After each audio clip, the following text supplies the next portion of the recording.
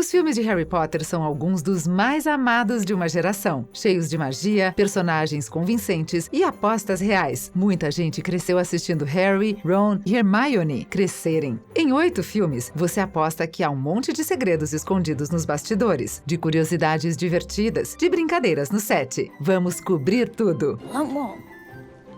You're a wizard, Harry.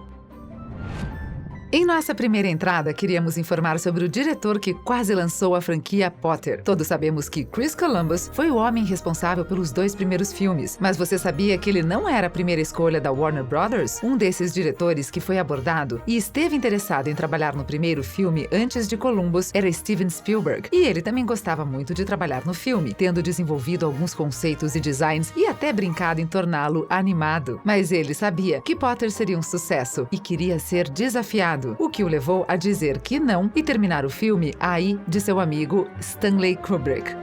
Aqui estão algumas curiosidades que você não considerou totalmente para a franquia. Agora que você saberá, você vai falar: claro, eles tiveram que fazer isso. Os primeiros filmes de Potter eram dominados por atores infantis e Daniel Radcliffe revelou que nesses filmes todas as crianças tinham que fazer moldes de seus dentes. Isso acontecia caso algum deles perdesse um dente por acidente ou um dente de leite caísse. Eles poderiam colocar um molde na boca da criança e ninguém mais ficaria sabendo. A questão agora é se algum dos atores infantis realmente teve que usar um dente protético enquanto estava no set. Só porque muitos dos atores adultos são indivíduos aclamados e respeitados, não significa que todos se deem bem. Caso em questão, houve alguma tensão entre Helena Bonham Carter e Emma Thompson. A razão para isso remonta aos anos 90, quando o diretor de Potter e Thompson, Kenneth Branagh, era um casal. Eles se divorciaram depois que o caso de Branagh e Carter se tornou público. Mas felizmente, as duas atrizes são altamente profissionais e qualquer animosidade não se espalhou pelo cenário. Thompson até citou que elas realmente fizeram as pazes com todo o desastre. Embora sejam pontos muito difíceis para ambas conseguirem manter profissionalmente no trabalho, não temos certeza de que a gente possa seguir o exemplo delas em uma situação semelhante. Essa pequena peça de informação funciona como algo divertido para você conhecer, mas também como uma homenagem ao departamento de suporte, a um nível insano de itens artesanais usados nos filmes de Harry Potter. Para toda a série, Daniel Radcliffe usou 160 pares de óculos de apoio, enquanto também usava cerca de 75 varinhas diferentes. Eles construíram 17 mil caixas de varinhas para a loja de Ollivander, cada uma com uma etiqueta, e cada um dos frascos de memória da penseira de Dumbledore foram manuscritos. Eles usaram 14 Ford Angelica para o segundo filme e 250 moldes para várias cenas, incluindo petrificação e mortes sombrias. Enquanto J.K. Rowling não era escritora dos filmes de Harry Potter, ela continuava escrevendo os filmes de Animais Fantásticos. Ela rejeitou algumas decisões tomadas no roteiro. Sendo autora, podemos entender por que Rowling seria um pouco superprotetora de algumas ações dos personagens. Um desses momentos foi o duelo entre Snape e McGonagall. Originalmente deveria ser Harry duelando com o antigo mestre de poções, devido a toda a conexão entre Snape e Lily. Poderia ter sido bastante emocionante, mas Rowling estava convencida de que tinha que ser McGonagall. Rowling acreditava que ela precisava de um momento para brilhar e se tornar mais ativa com a trama, deixando Harry para fora do duelo. Você ficou incomodado quando Crabbe desapareceu de repente da franquia nos filmes posteriores? Jamie Waylett esteve em todos os filmes de Harry Potter como Vincent Crabbe, até a 6ª entrada, mas durante Relíquias da Morte, ele não foi convidado a voltar e o personagem de Crabbe foi substituído por Blaise. Blaise está nos livros, mas não era um dos capangas de Malfoy. Jamie Waylett não conseguiu coroar seu retorno a Hogwarts porque foi preso em 2009 por cultivar substâncias ilegais. O ator seria preso novamente em 2011 por saqueios durante motins em Londres. O elenco para os 3 principais alunos de Hogwarts está no ponto. Daniel Radcliffe é Harry Potter, assim como Rupert Grint é Ron e Emma Watson é Hermione. Mas quase conseguimos alguém mais interpretando Hermione. A fim de encontrar uma pessoa desconhecida para ser parte dos filmes de Potter, o departamento de elenco foi para inúmeras escolas para fazer testes com estudantes. Quando eles vieram para a escola de Emma, ela evitou a audição. Ela simplesmente não estava interessada na ideia de fazer um teste para o papel. Seu professor professor a convenceu do contrário e Emma fez a audição final em sua escola. Obrigado, professor de Emma Watson, por sua contribuição aos filmes de Potter. Temos certeza de que você ouviu falar sobre o assunto de adultos, muito íntimo encontrado nos créditos finais do Prisioneiro de Azkaban. Enquanto os créditos rolam, pegadas se movem pelo mapa do Maroto. E se você ficar de olhos abertos, notará algo estranho. 2 alunos são vistos de frente, um para o outro, com um conjunto de pernas abertas e o outro par entre eles. Essa posição levou muitos a acreditar que eram 2 alunos transando, mas Russ Wetterell, o homem que projetou os créditos, terminou com essa ideia. Ele disse que, em sua mente, são apenas 2 estudantes compartilhando um abraço, e não deveria ser nada mais atrevido do que isso.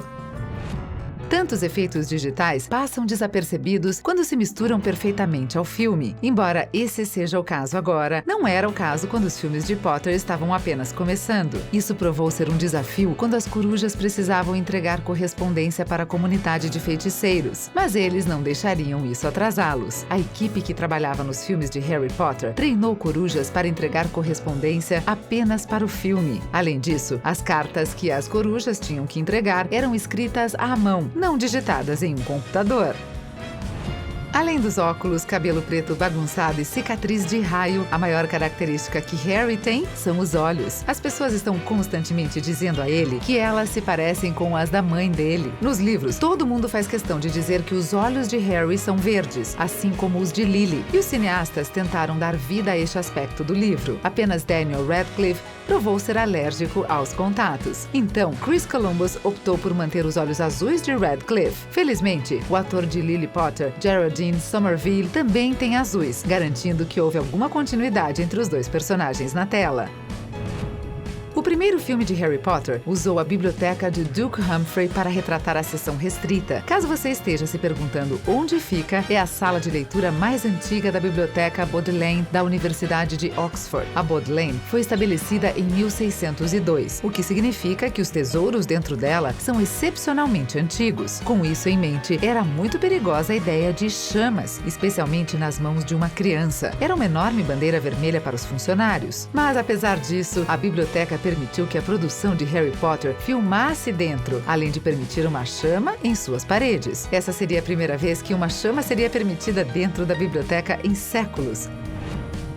Você sabe que a gente conversou com a Geraldine Somerville pelo papel de Lily Potter ao longo da série, mas apesar disso, ela realmente não foi a primeira pessoa considerada para interpretar Lily. Então, quer adivinhar quem foi originalmente abordada para interpretar Lily? Vamos dar uma dica. Ela é a criadora do personagem. É isso mesmo, J.K. Rowling foi originalmente convidada a interpretar Lily Potter. Finalmente, Rowling optou por não fazer a participação especial, talvez por estar muito envolvida e não querer quebrar a ilusão. Mas você precisa admitir que Rowling poderia passar por Lily Potter.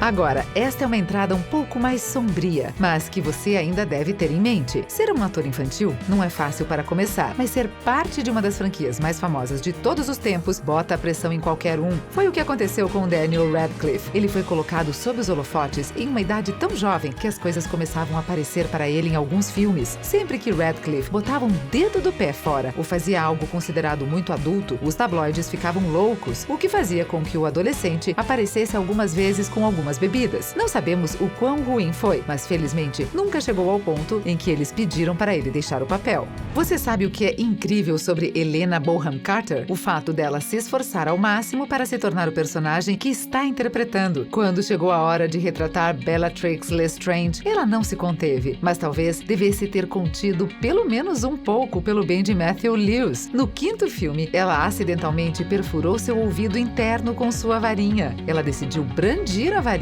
de uma certa maneira, mas quando Lewis mudou, a varinha entrou totalmente pelo ouvido dele. Ele apenas disse a ela o quanto dói dias após o incidente, possivelmente devido ao quão intimidante Bellatrix pode ser. Então, o que aconteceu com Madame Hook? Ela foi a instrutora de voo de Harry no primeiro filme e também atuou como árbitra da partida de quadribol entre Grifinória e Sonserina. Ao contrário dos filmes, o personagem aparece no restante da série de livros. Quando chegou a hora das adaptações do filme, as coisas foram um pouco diferentes. Warner sabia que a atriz que fazia Hook era Zoe Wanamaker. No segundo filme, eles decidiram que ela não tinha tanta influência no enredo geral. Então, eles decidiram economizar algum dinheiro simplesmente removendo-a da narrativa. Você sentiu falta de Madame Hook nos filmes seguintes ou nem percebeu? Você sabe, a gente fala muito sobre o departamento de adereços, que está sempre nos sets. Eles fabricam inúmeros itens apenas para dar vida a certos locais. Bem, essa peça de cenografia é muito frágil, literalmente. No primeiro filme, depois que Dumbledore proferiu seu discurso, uma declaração de deixar o banquete começar, permitindo que inúmeras quantidades de comida aparecessem magicamente. O que poderia ter sido facilmente comida de apoio, Chris Columbus insistiu que toda a comida mostrada no grande salão realmente fosse de verdade. Os alimentos subsequentes em filmes futuros seriam congelados ou comida de adereço. Embora muitos jovens atores provavelmente não tenham ideia do tamanho do filme, o mesmo não pode ser dito sobre os veteranos. Sabendo disso, não é surpresa que alguns deles quisessem guardar algumas lembranças do set. Numa entrevista, Jason Isaacs afirmou que Alan Rickman era um profissional absoluto em roubar adereços do set. Embora não tenha cenas nesse set em particular, Rickman roubou uma grande quantidade de moedas do cofre de Gringotts. Isso inspirou que Isaacs começara a roubar adereços. Ele começou com uma cópia do Profeta Diário. O problema é que ele foi pego por um trabalhador que disse que o diretor David Yates queria o Profeta Diário de volta. Falando em Alan Rickman, vamos contar uma história engraçada sobre o mestre de poções enquanto ele estava no set. Sendo um ator talentoso, Rickman tinha um belo carro no momento de filmar A Ordem da Fênix, uma BMW para ser exata. Mas antes deste carro, ele tinha um carro diferente e Matthew Lewis e Rupert Grint entraram neste carro. Eles derramaram milkshake e quando ele trouxe seu novo BMW para o trabalho, ele proibiu a dupla de chegar a 5 metros do seu novo carro. Nós podemos apenas imaginar o Severo Snape interior saindo aterrorizando os meninos quando ele colocou essas palavras em lei tácita. As falas improvisadas são sempre divertidas, porque os atores têm que pensar nelas no momento e têm que ser memoráveis para superar o que quer que estivesse no roteiro. Isso é difícil demais para os atores infantis. No entanto, Tom Felton provou que qualquer opositor estava errado durante a Câmara Secreta. No filme, Harry usa a poção polissuco para se disfarçar de Goyle. Harry afirma que leu alguma coisa e Felton viu isso como complemento perfeito para adicionar sua própria fala, comentando que ele não sabia que Goyle podia ler. Essa linha brutal e hilária foi criada por Felton e é uma das melhores da franquia, se você perguntar para nós. Kenneth Branagh foi contratado para interpretar Gilderoy Lockhart no segundo filme, mas você sabia que ele não era a primeira escolha do estúdio? Não nos interpretem mal, pensamos que Branagh conseguiu fazer o papel. Então, quem inicialmente deveria interpretar o professor de artes sombrias? Na verdade, seria Hugh Grant. Ele foi proposto para o papel, mas teve que desistir devido a conflitos de agenda. Outro candidato, antes de Branagh, era na verdade o futuro Dumbledore, Jude Law, mas na época ele pensava ser jovem demais para interpretar um professor de Hogwarts.